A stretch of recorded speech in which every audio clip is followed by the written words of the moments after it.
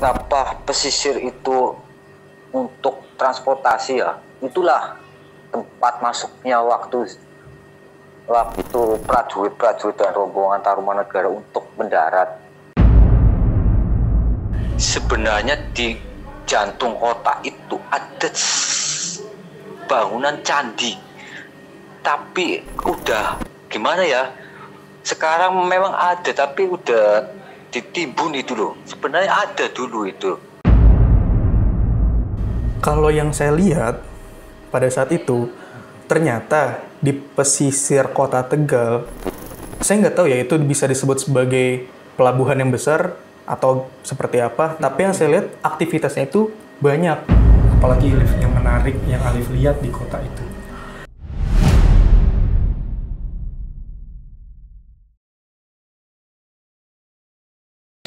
Assalamualaikum warahmatullahi wabarakatuh. Para pemirsa tayangan Time Travel dimanapun berada, saya selaku pengamat budaya di Pantura utamanya Tegal ini sangat simpatik dengan upaya Time Travel yang mencoba merekonstruksi nostalgia keberadaan kultur Tegal pada era Galuh Purba.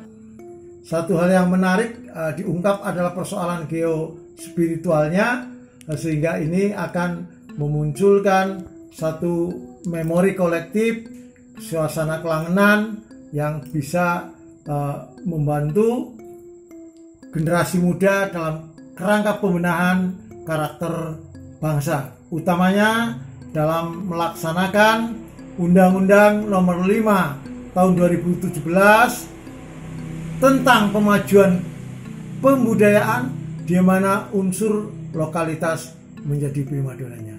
Selamat.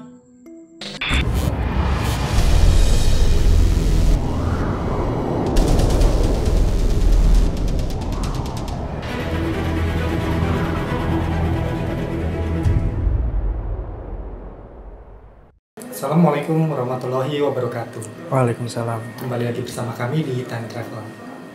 Nah, gimana kabarnya hari ini? Alhamdulillah baik. Mas Anton sendiri gimana? Baik. Ya, semoga Sobat Time Travel juga selalu dengan keadaan yang baik dan selalu dalam lindungan yang Maha Kuasa. Amin. Nah, Sobat Time Travel, di episode kali ini kita punya keunikan tersendiri ya. Karena kita akan mengangkat satu tempat di mana tempat itu merupakan tempat tinggal Mas Amin sekarang. Iya. Kota Tegal ya. Kota Tegal. Memang Kota Tegal ini kan sebenarnya unik ya, karena dia juga salah satunya adalah kota pesisir di Jawa Tengah yang mendapat julukan sebagai kota bahari. Ya. Banyak cerita dari sana, termasuk salah satunya merupakan kota dengan cikal bakal korps marinir yang dengan kehidupan dengan ranah maritimnya. Terus juga banyak bangunan-bangunan bersejarah yang didominasi oleh bangunan-bangunan tua Belanda. Nah, tapi untuk lebih jelasnya mungkin memang kita perlu mengundang orang yang punya kotanya ya, Iya, Mas Amin ya. benar. Ya. Langsung aja kita dari awal ini langsung kita masuk sama menghubungi Mas Amin untuk melihat perjalanan kita melihat kota Tegal ke zaman dulu, karena setiap kota pasti punya fondasi cerita di masa lalunya seperti apa. Iya, setiap tempat pasti punya sejarahnya. Ya.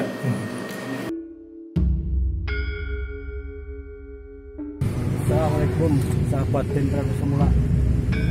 Saya lagi berada di pas di sana itu. Dulu di situ sebagai tempat transportasi. Pas ini di Taman Pancasila yang sekarang Taman Pancasila.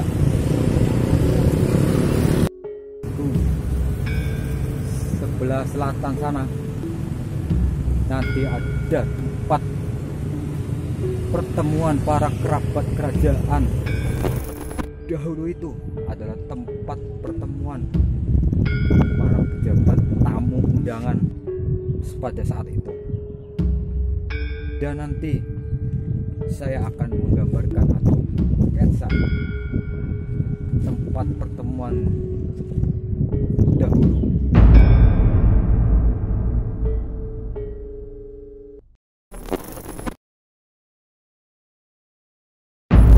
Nah, kan Alif udah lihat ya kotanya punya corak Hindu ya. Nah, kita mau mulai dari mana nih? Nah, melihat kota Tegalnya zaman itu. Mungkin kalau Titik awalnya deh. iya, mungkin kalau dari sisi saya pribadi, karena kan kota Tegal ini tadi Mas Anton sampaikan bahwa kota Tegal adalah punya julukan kota bahari. Bahari, ya betul. Dengan beragam maritimnya itu ya, dari sektor maritimnya. Nah, kita kayaknya mulai dari situ karena pada saat itu yang saya lihat memang di pesisir kotanya kan pesisir laut utara. Nah, di situ banyak banget aktivitas nelayan, jual beli ikan, dan ternyata hasil-hasil laut yang sudah diambil oleh nelayan, yang sudah dipanen oleh nelayan situ, bukan cuman dijual di sekitar situ aja. Ternyata saya lihat dikirim ke daerah-daerah lain. Oh, oke. Jadi pemasok hasil laut kali Iya, ya? iya. Jadi pemasok salah satu yang terbesar lah pada saat itu dari situ. Nah, selain kehidupan maritimnya ya, kehidupan pesisirnya gitu, penduduknya itu bajunya gimana, rumahnya kayak apa? Mungkin Alif bisa ceritakan dari penglihatannya Alif ketika ada di kota Tegal waktu itu. Oke. Jadi pada saat yang saya lihat itu penduduknya ya tradisional sih Mas. Pakaiannya itu pakai kain-kain gitu, kain-kain sederhana yang ya memang di situ ada pengrajin-pengrajin ya, saya lihat di pasar, kan ada pasarnya tuh. Situ ada beberapa pengrajin kain dan model-model kainnya itu ya sederhana, bukan model yang seperti batik kayak sekarang gitu, bukan kayak gitu. Tapi sederhana sekali. Dan rata-rata ya anak-anaknya itu malah nggak pakai baju. Nggak pakai baju, cuman pakai bawahan aja celana. Kalau lagi bermain yang mereka nggak pakai baju. Yang orang-orang laki-lakinya juga pakai kayak semacam kaos tapi apa ya? Ini dari kain lah gitu. Sederhana lah, sangat-sangat sederhana. Rumahnya pun dari kayu gitu. Rata-rata dari kayu. Tapi ada yang saya lihat beberapa bangunan itu modelnya kayak candi dari batu yang disusun. Seperti itu. Nah, apakah di zaman dulu itu Tegal itu sebagai kota bahari, kota pesisir, apakah dia itu pelabuhan yang besar atau dia biasa saja, hampir sama kayak kota zaman sekarang? Kalau yang saya lihat pada saat itu, ternyata di pesisir kota Tegal, saya nggak tahu ya itu bisa disebut sebagai pelabuhan yang besar atau seperti apa, tapi yang saya lihat aktivitasnya itu banyak, cukup banyak. Makanya kenapa tadi saya bisa bilang hasil laut yang dijual itu bukan cuma untuk wilayah situ aja, tapi dikirim ke beberapa wilayah lain gitu. Seperti itu. Nah, untuk transportasi mengirim hasil lautnya itu mereka kebanyakan menggunakan apa nih? Itu. Mereka tuh kebanyakan pakai pedati, Mas. Ditariknya tuh sama kerbau, sama sapi, ada juga yang sama kuda. Modelnya model gerobak-gerobak gitu, model pedati yang ditarik sama hewan. Gitu. Ada juga kalau misalkan dari satu titik dari titik A ke titik B yang deket ya, itu pakai gerobak dorong. Gitu, yang didorong sama orang gitu atau ditarik sama orang gitu. Berarti kalau misalnya udah ada transportasi, apakah itu juga berarti kotanya sudah masuk ke kelihatan modern ya karena udah ada jalannya atau enggak? Jalannya itu jalan yang dibikin, tapi nggak pakai aspal ya. Udah pasti nggak pakai aspal, tanah aja, tanah yang ada batu-batuan gitu, sederhana gitu. Nah, masuk ke menjauhi keriuhan di pinggir pantai misalnya, masuk ke dalam kotanya, apakah memang itu kota yang sudah tertata rapi, ada pemerintahannya atau? Oke. Saya sempat jalan-jalan di situ, ke pusat kotanya lah bisa dibilang. Nah, ternyata saya lihat ada satu dan dua bangunan yang lebih bagus dibandingkan bangunan-bangunan yang lain. Ternyata saya mendengar informasi bahwa di situ memang tempatnya seperti apa ya, pejabat negara lah, pejabat wilayah. Nah, kalau misalnya Tegal zaman itu merupakan sebuah kota, berarti dia ada afiliasinya dengan pemerintahan yang lebih besar. Oke. Hubungannya kota Tegal zaman itu dengan pemerintahan yang lebih besar itu gimana nih kalau Alif lihat? Tadi di awal saya bilang bahwa Tegal itu ternyata didirikan di atas pondasi dari pondasi wilayah yang lampau. Apakah antara pemerintahan daerah di Tegal pada saat itu dengan pemerintahan pusatnya ada afiliasi itu ya? Bisa kita tarik dari yang tadi saya sampaikan tentang hasil alamnya, hasil lautnya. Tadi saya menyampaikan bahwa hasil laut ikan-ikanan itu bukan hanya dijual ke wilayah Tegal itu atau sekitarnya, tapi ternyata dikirim juga ke wilayah-wilayah yang lebih jauh. Terus kalau di kehidupan kota waktu itu ya, tradisi apalagi yang Alif lihat, kayak misalnya kayak makanan ya, misalnya Alif lihat makanannya apa lebih banyak hasil laut atau ada makanan-makanan yang lain yang khas kota sana? Sama seperti zaman sekarang, di sana tuh ada pasar kan. Nah di pasar itu ada yang memang menjual hasil-hasil laut, makanan hasil laut, tapi ada juga yang menjual menjual jajanan tradisional. Nggak tahu ya itu namanya apa, tapi kok warnanya tuh kayak hijau, tapi di atasnya ada kelapa. Apa yang namanya mas? Kayak putu kali ya? Kayak putu atau klepon kali ya? Klepon ya. Kayak gitu sih, saya lihat itu. Salah satunya itu. Jajanan pasarnya. Jajanan pasarnya salah satunya itu. Tapi memang ciri khas Tegal pada saat itu memang hasil lautnya. Hasil lautnya. Gitu. The best hasil lautnya. Nah, apalagi yang menarik yang Alif lihat di kota itu? Kalau misalkan kita pada saat itu saya jalan dari pusat kota melipir sedikit ke arah lebih daerahnya lah, bukan dekat pantainya. Itu ada satu tempat di situ saya lihat semacam ada bangunan candi. Mungkin nanti Mas Amin bisa ngejelasin cerita lebih detail. Itu saya lihat kayak model candi tapi sederhana. Gitu, candi sederhana. Sederhana tuh dalam artian nggak ada bangunannya sederhana, tidak ada relief-reliefnya atau nggak ada. Jadi sederhana aja, kayak batu yang disusun tapi memang ada semacam gapuranya, ada beberapa tempatnya lah untuk puja dan sebagainya, untuk sembahyang seperti itu. Mungkin kita menghubungi Mas Amin supaya bisa sama nggak nih perspektifnya Mas Amin dengan Alif ya ketika melihat kota di masa lalu itu, kota Tegal di masa lalu. Nah, Sobat Time Travel, kita udah terhubung dengan Mas Amin untuk menceritakan lebih lanjut kota Tegal di masa lalu.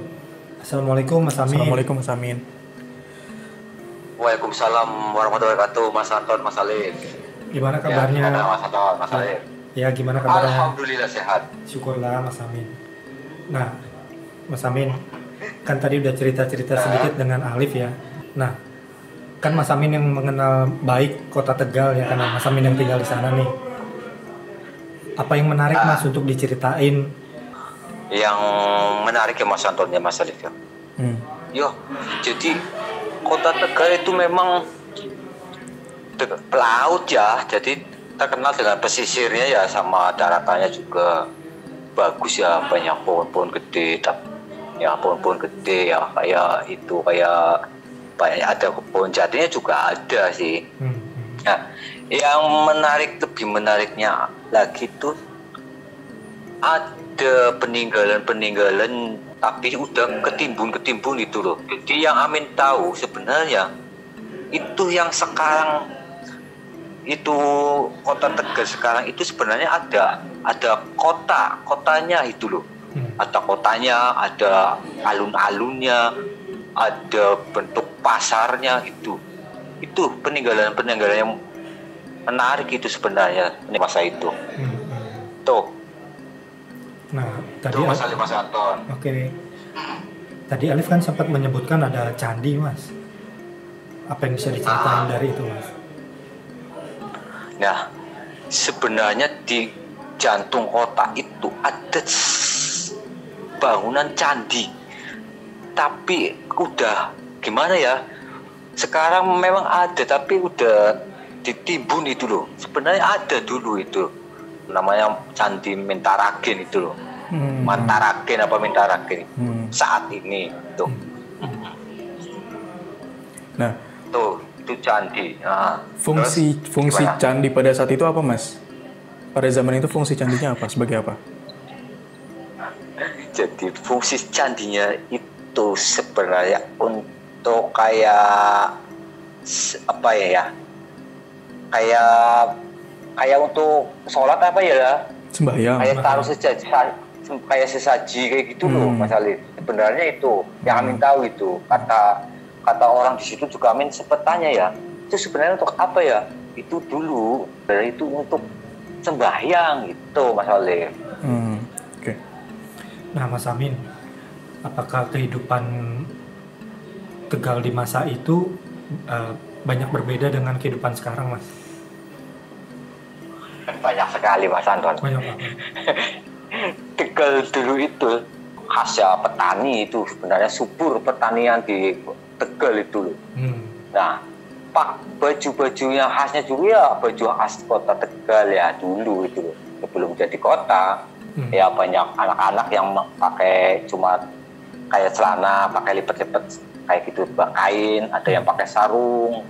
Tapi sekarang kan udah rubah banyak, Mas. Terus yang transportasinya juga udah sekarang ubah ya, dulu pakai gerobak, pakai pedati, yang pakai kerbau apa pakai sapi itu, yang belakangnya itu kayak kereta kayak kencana loh, yang pakai apa anyaman bambu itu loh. Itu. Nah, ada nggak sih, Mas, perbedaan yang ikonik gitu, yang menarik, yang bisa diangkat dari Tegal zaman sekarang sama Tegal pada masa itu? Ada beberapa tempat mungkin yang bisa Mas Amin ceritain. Oh, misalkan tempat A sekarang tuh tempatnya sebagai ini, dulu sebagai ini. Tempat B sekarang sebagai ini, dulunya sebagai ini, gitu. Ada nggak, Mas? Oh, itu banyak gitu, Mas. Jadi satu persatu ya Amin ceritakan ya. Dahulu balai kota, sekarang udah balai kota ya. Sebenarnya itu kota. Di depan kota itu, zaman itu, ke timur itu ada, sekarang ada bangunan sejarah ya, tapi itu sebenarnya di situ alun-alunnya sebenarnya kebalik itu. Itu itu justru alun-alun waktu itu banyak pohon yang gede-gede itu kayak asem itu loh, yang buat sayur gitu loh, yang ada bijinya itu. Gede banget. Sejuk juga itu. Itu sebenarnya itu. Nah, yang balai kota sekarang itu ya ikuti jalur utama untuk menuju memperluas loh perjalanannya untuk pertaniannya situ, ada itu sebenarnya situ. Oke, Mas, kota Tegal itu kan dijuluki sebagai kota bahari ya, Mas, karena dengan ya, betul. apa namanya aspek maritimnya, karena juga dekat dengan pesisir pantai dengan laut. Nah, dari julukan kota bahari itu ada nggak, Mas, yang bisa diangkat pada zaman itu? Mungkin karena hasil lautnya, atau karena kota Tegal pada masa itu sebagai salah satu pemasok hasil laut ke daerah-daerah lain. Mungkin ada yang bisa diceritain sama Mas Amin. Ya baik, kalau Amin rasakan atau Amin yang tahu itu, kenapa pesisir itu untuk transportasi ya, itulah tempat masuknya waktu prajurit dan rombongan Tarumanegara untuk mendarat. Di situ kan ada yang lewat laut, ada yang lewat darat juga, babat alas gitu. Banyak yang pakai kapal tapi ke pesisir laut itu, lalu sandar di Tegal itu. Nah, di situ juga ada banyak tempat-tempat untuk pedagang yang lewat laut itu, makanya sekarang dijuluki Tegal Bahari itu kan sekarang loh, Tegal Bahari gitu. Oke, gitu dulu Mas Amin. Terima kasih atas informasinya tentang Kota Tegal. Terima kasih banyak Mas Amin, kesempatannya udah bisa ngobrol-ngobrol sama kita. Semoga di lain kesempatan kita bisa ngobrol-ngobrol lagi dan lebih seru lagi obrolannya. Informasi untuk Sobat Time Travel. Ya. Oke, makasih banyak Mas Amin. Salam untuk keluarga, sehat selalu. Assalamualaikum Mas Amin. Ya, sama-sama Mas Alif. Waalaikumsalam warahmatullahi wabarakatuh.